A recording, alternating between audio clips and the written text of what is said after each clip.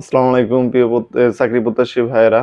তো এখন কথা বলবো হচ্ছে চলতি যে এএসআই এর যে নিয়োগ বিজ্ঞপ্তি প্রকাশিত হয়েছে।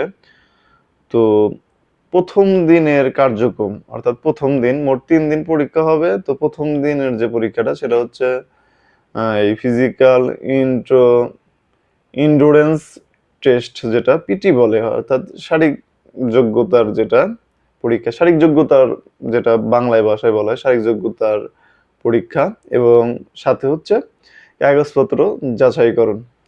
তো এখন মাঠ কবে হবে এটা তো আপনারা অলরেডি এসএমএস এর মাধ্যমে পেয়ে যাবেন ৭২ ঘন্টা আগে।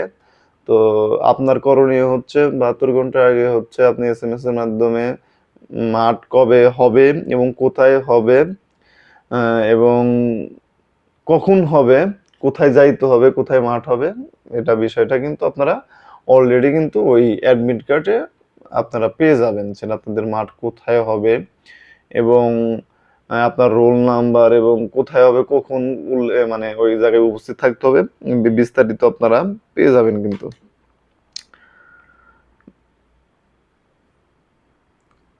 তারিখ টারিখ সব অ্যাডমিট কার্ডে পেয়ে যাবেন। তো এখন কথা হচ্ছে যে আপনাদের ১ম দিনের কার্যক্রমটা কি?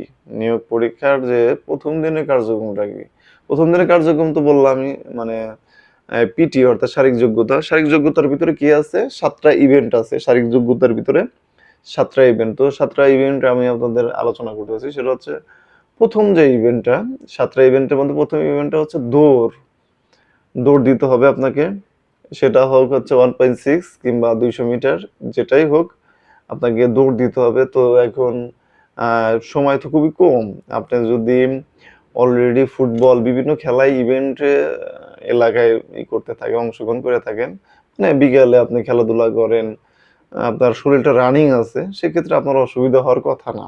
কারণ যারা ফুটবল খেলে তারা প্রায় ২ ঘন্টা কিংবা ১.৫ ঘন্টা তো অবশ্যই খেলে। ২ ঘন্টা তো গ্রামে তো অবশ্যই খেলে। তো ২ ঘন্টা যখন আপনি ফুটবল খেলার সময়টা পাবেন তো এনাফ।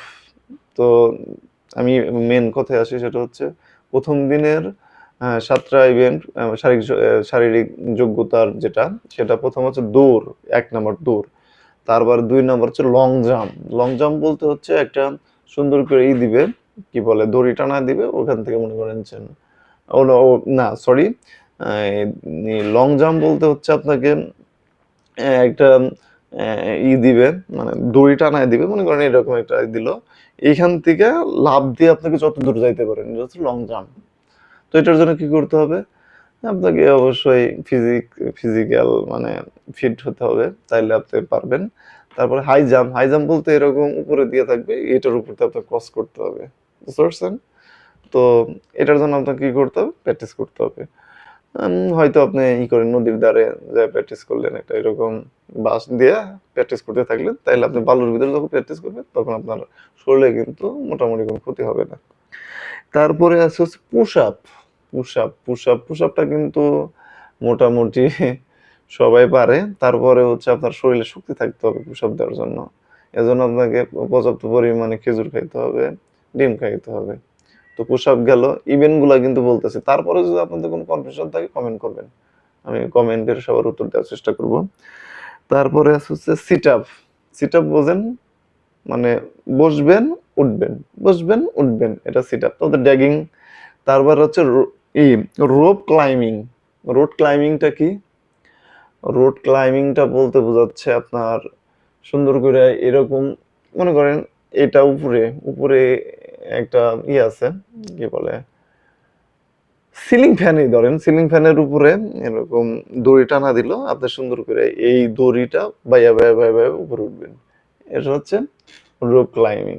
আশা করি সবাই বুঝতে পারছেন। এবং কাগজপত্র যাচাইকরণের যে বিষয়টা অলরেডি কিন্তু আমি একটা ভিডিও তৈরি করছি, অনেকেও এই ভিডিওটা দেখছে। তো কাগজপাতি যাচাইকরণের ক্ষেত্রে কি কি কাগজপাতি আপনারা নিবেন এই বিষয়ে আমার একটা ভিডিও আছে, সুন্দর করে কষ্ট করে একটু দেখে আসেন বা কাজে আসবে। যদি মনে হয়েছেন না আপনার দরকার আছে, পরামর্শ দরকার আছে, সেক্ষেত্রে ভিডিওটা দেখে আসবেন। আর যদি মনে হয়েছে না আপনি সবই জানেন তাহলে ভিডিও দেখে আসার দরকার নাই। আমার চ্যানেলটা ভিডিওগুলো যদি আপনার উপকার আসে অবশ্যই আমার চ্যানেলটা সাবস্ক্রাইব করে রাখবেন। ধন্যবাদ সবাইকে। আসসালামু আলাইকুম।